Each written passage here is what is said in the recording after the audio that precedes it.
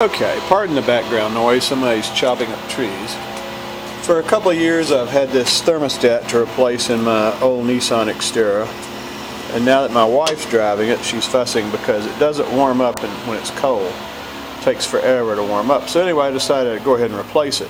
But now, that thermostat goes down here in that little hole right there ahead of the camera.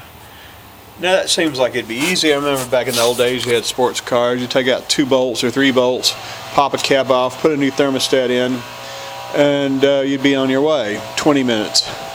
So this turns out to be a little bit more of a deal. First of all, you can't get to that hole. You can't see it, and if you're like me, you got numb fingers and can't see it. So anyway, you have to take a lot of stuff out to get out of the way. There's the old one laying there, by the way. Pretty nasty looking. So anyway, you take off the air cleaner cover, you take off the front part of the top of the engine, you take out the fan and the fan shroud, and so basically you have this pile of stuff here. You have the electric fan, the bottom of the shroud, the top of the shroud.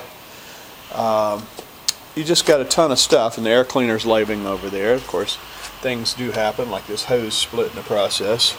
So anyway, about a day's project almost, but you know, I will be done. When we had to drain the fluid. And of course, when you get down there, you see the oil filter sitting out there, which is always hard to get to, but not right now, so I went ahead and bought an oil filter.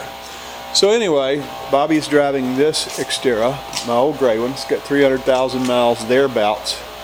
Replaced it with this one over here, which is 3 years newer and 220,000 less miles, plus it's a 4x4.